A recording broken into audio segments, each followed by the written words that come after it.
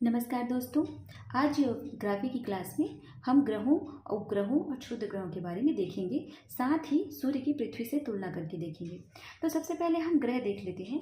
ग्रहों की बात करें ग्रहों की बात करें तो ऐसा आकाशीय पिंड, दोस्तों जैसा कि हमने देखा था, ऐसा आकाशीय पिंड अर्थात आकाश से जो तारे होते हैं उसी से तारों और ग्रहों का निर्माण होता है। तो ऐसा आकाशीय पिंड जिसके पास न ऊष्मा होती है न प्रकाश होता है। यदि इसके पास ऊष्मा और प्रकाश होगी तो वह तारा कहलाएगा, लेकिन जिसके पास ऊष्मा और प्रकाश नहीं होती है उसे हम ग्रह कहते हैं। जिससे यह ऊष्मा या प्रकाश लेते हैं उसी का यह चक्कर लगाते हैं, अर्थात ये जो ग्रह है किसी न किसी तारे का चक्कर लगाता है। जैसे कि पृथ्वी है वो सूर्य का चक्कर लगाती है। तो पृथ्वी जो है वो एक ग्रह है और सूर्य एक तारा है। ठीक है दोस्तों, इसके बाद हम देखते हैं एक आता है उपग्रह। उपग्रह किसको कहते हैं? तो उपग्रह ऐसे जो ग्रह होते हैं जो ग्रह से थोड़ा छोटा होता है किंतु क्षुद्र ग्रहों से थोड़ा बड़ा होता है। जैसे कि यहाँ पर देख सकते हैं, जो उपग्रह है वो ग्रह से छोटा होता है किंतु क्षुद्र ग्रहों से थोड़ा बड़ा होता है, उसे हम उपग्रह कहते हैं। और ये जो उपग्रह है वो भी ग्रहों के चक्कर लगाते रहते हैं। जैसे कि दोस्तों आप जानते होंगे चंद्रमा एक उपग्रह है जो कि पृथ्वी का चक्कर लगाता है, और पृथ्वी एक ग्रह है जो कि सूर्य अर्थात तारे का चक्कर लगाते रहते हैं। ठीक है दोस्तों, तो अब हम देख लेते हैं पृथ्वी की ऐसे तुलना करके सूर्य को। तो यहाँ पर जो सूर्य का जो घनत्व है वो पृथ्वी के घनत्व, जो कि औसत घनत्व 5.5 है पृथ्वी का, उससे 20 गुना ज़्यादा है सूर्य का घनत्व। गुरुत्वाकर्षण की बात करें तो पृथ्वी के गुरुत्वाकर्षण से 28 गुना अधिक है सूर्य का गुरुत्वाकर्षण। व्यास पृथ्वी से 109 गुना अधिक है। द्रव्यमान की बात करें तो 3,32,000 गुना पृथ्वी से अधिक है। ऊर्जा की बात करें तो सूर्य 1 सेकेंड में 10⁻26 जूल अर्थात 10⁻26 जूल ऊर्जा मुक्त करती है या ऊर्जा प्रदान करती है। रोटेशन, इसकी परिक्रमा की बात करें तो मोस्टली जितने भी तारे हैं यह ग्रह है वो पश्चिम से पूर्व दिशा में ही विचरण करता है या परिक्रमा करता है, किंतु कुछ ऐसे ग्रह हैं जो ईस्ट से वेस्ट घूर्णन करता है। मात्रा की बात करें तो सूर्य में हाइड्रोजन और हीलियम की मात्रा पाई जाती है। हाइड्रोजन के संलयन से सूर्य हीलियम का निर्माण करता है। तो हाइड्रोजन की मात्रा 75%, साथ ही हीलियम की मात्रा 24% रेशियो में यहाँ पर विद्यमान है। अब हम बात कर लेते हैं सूर्य के सौर परिवार या सौर मंडल में उनके ग्रहों की स्थिति कैसी कैसी है। तो जो सूर्य है उनके जो 2 पार्ट में ग्रहों को डिवाइड किया गया है। तो यहाँ पर सबसे पहले सूर्य है, सूर्य के सबसे नज़दीक में जो ग्रह है उसको बुध नाम दिया गया है। बुध अर्थात मरकरी। तो जो बुध ग्रह है वो सूर्य के सबसे नज़दीक है, इसलिए ये सूर्य की परिक्रमा सबसे जल्दी कुल 88 डेज में कंप्लीट कर लेते हैं। उसके बाद आता है, उसका नाम है वीनस, शुक्र ग्रह। शुक्र ग्रह भी सूर्य के नज़दीक ही है, तो सेकंड नज़दीक ग्रह है। तो ये जो ग्रह है सबसे गर्म रहता है। हालांकि बुध इसके सबसे करीब है, लेकिन सबसे गर्म ग्रह की बात करें तो शुक्र ग्रह सबसे गर्म होता है। इसीलिए गर्म होने के कारण ये जो है ये ग्रह चमकीला दिखाई देता है, और चमकीला दिखाई देने के कारण इस ग्रह को सबसे सुंदर ग्रह भी कहा जाता है।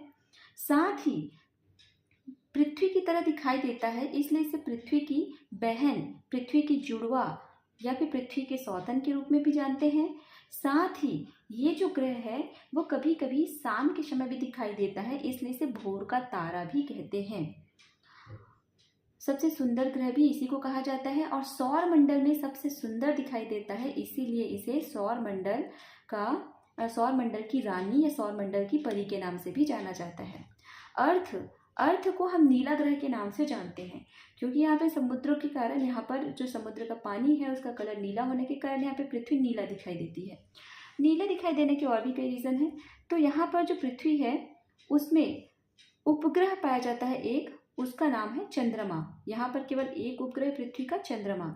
किंतु जो मरकरी और वीनस है उसमें कोई उपग्रह नहीं पाया जाता, और इसके उपग्रह न पाने का सबसे बड़ा रीज़न है सूर्य, क्योंकि सूर्य का जो गुरुत्वाकर्षण है 28 गुना अधिक है पृथ्वी से, इसीलिए यहाँ पर जो छोटे छोटे उपग्रह होते हैं उसको सूर्य द्वारा खींच दिया जाता है अपनी तरफ, इसलिए यहाँ पर कोई उपग्रह नहीं पाया जाता, किंतु अर्थ में चंद्रमा नामक उपग्रह पाया जाता है। इसके बाद आता है मार्स, मंगल ग्रह, जो कि लाल कलर का दिखाई देता है, इसीलिए इसे लाल ग्रह भी कहते हैं। और मार्स एक ऐसा ग्रह है जिसमें जीवन संभव है। जैसे जो दिखाई देता है पृथ्वी के समान वो तो शुक्र ग्रह है, लेकिन मार्स ग्रह एक ऐसा ग्रह है जिसमें पृथ्वी के समान ही यहाँ पर भी जीवन संभव है।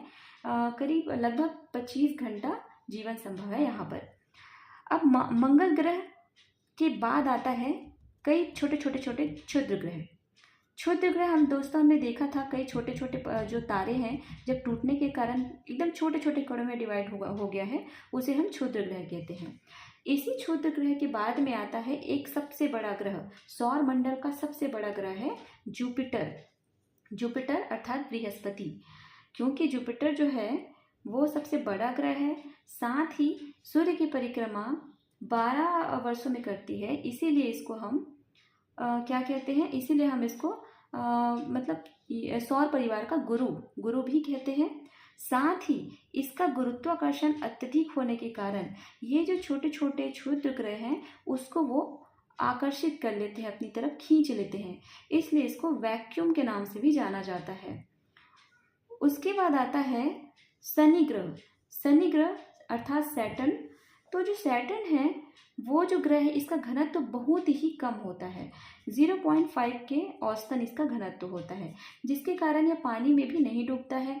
साथ ही ये जो ग्रह है वो अपने ऊपर बहुत सारे छल्लों को लेके चलता है, कुल 7 छल्ले इसके ऊपर घूमते रहते हैं, और ये जो छल्ले हैं वो क्षुद्र ग्रह होते हैं, इसमें बहुत सारे छोटे छोटे क्षुद्र ग्रह होते हैं।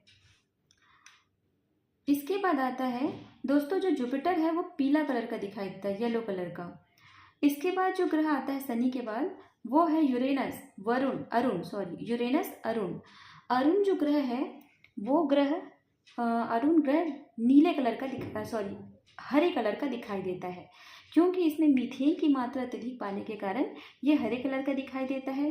साथ ही इसे लेटा हुआ ग्रह या आधुनिक ग्रह भी कहते हैं।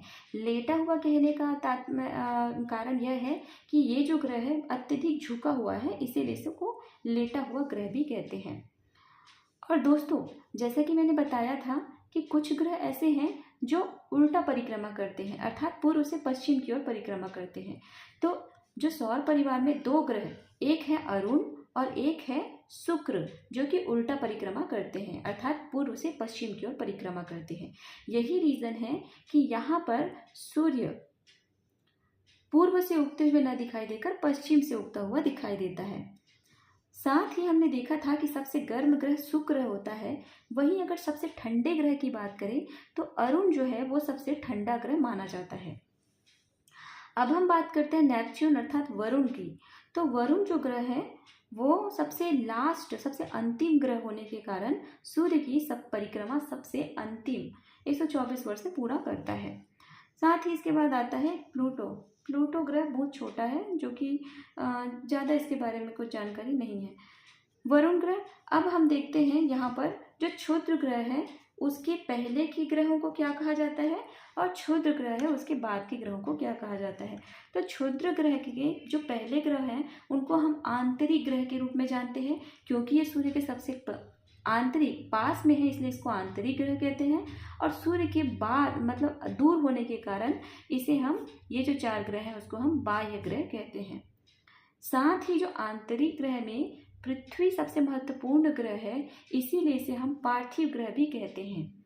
साथ ही जो इस वाले बाह्य ग्रह में जुपिटर सबसे महत्वपूर्ण ग्रह होने के कारण इसे जोवियन ग्रह भी कहते हैं।